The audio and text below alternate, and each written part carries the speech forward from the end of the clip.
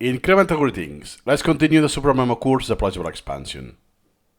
Now it's time to learn how to duplicate items or elements. Usually this is more useful for items, but it's not limited to items. It can be any element type.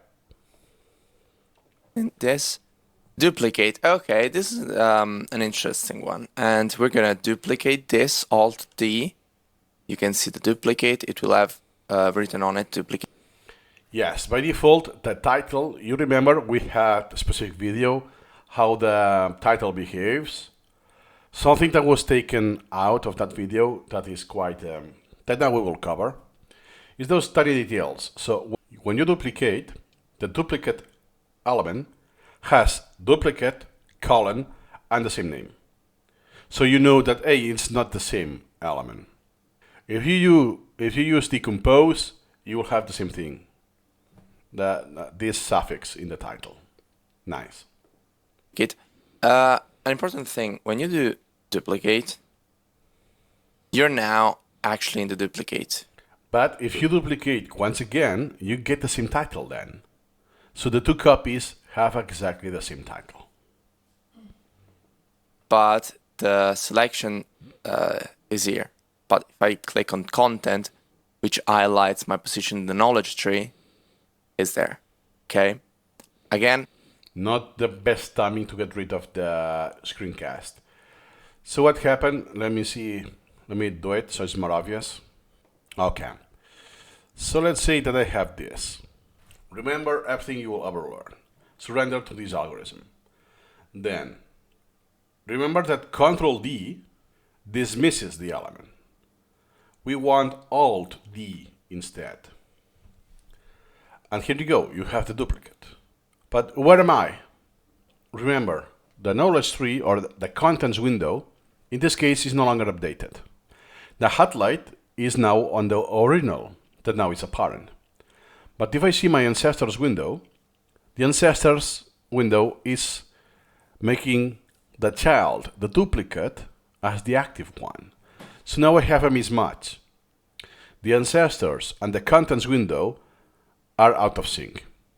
Which one should you follow? The ancestors window. But that you don't know, or perhaps you don't have the ancestors window present in your layout, easy. Alt C actually updates the knowledge tree, and in case you don't even have the knowledge tree contents window, it will be there and with the current element selected in the element window in the knowledge tree. So now we know that when you duplicate, you are already on the copy. It's easy to miss that because it looks exactly the same. Now if I navigate on left, that is the original. Okay, something we perceive already. Look at the stats in the learning panel. Look at the next expected review. August 31st, and the copy is September 12th. Hey, what about the priority? That's the second element in my collection. That's the first. So far we have seen that the priority cannot be the same, obviously, because in Supermemo, no element can have the same priority because it's a queue. One comes after the another is a position. But it will be the next one or the prior one. Makes sense, it's a queue. Gotcha. But what about the date? Yeah, it's because the time of the recording is September 19th. So basically it is the next day.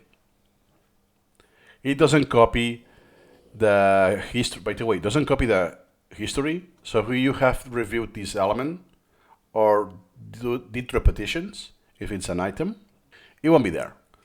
So you are just copying the contents. And look at that. It says no group, no template. And the original was the same. Now, for the example, let me apply a template. Article. And also I will apply, in this case manually, because I don't want to use the hook. Well, in this case I will set the root. Okay. So now it's here. I just used what's called, if you remember, the concept hook, but I don't want that. Okay, so now it's here once again. Let me get rid of the duplicate.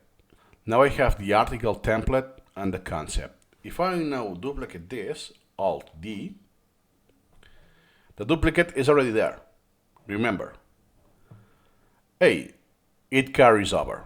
So duplicates the template, the concept, but not the history. That's the original. That's the copy, and the original. Well, it had only the, perhaps not the best example, but you can see that that was imported last month, and it was scheduled for the next day. When this is useful, in this case, it's an outlier case, what I'm doing. It's because I'm messing this around to show this to you in this video. This could be also a case for you that you're experimenting with the, I don't know, look at the styling, right? Oh, what is this? It's like a box. Let me use the filter, let's say. Just in case, let me do a copy. Let me edit the copy because I'm still not sure what I'm doing. Once I know, okay, what I did is actually what I wanted, then feel free to delete the copy and try it on your original element. It's a use case. I have done this a couple of times when I was a noob.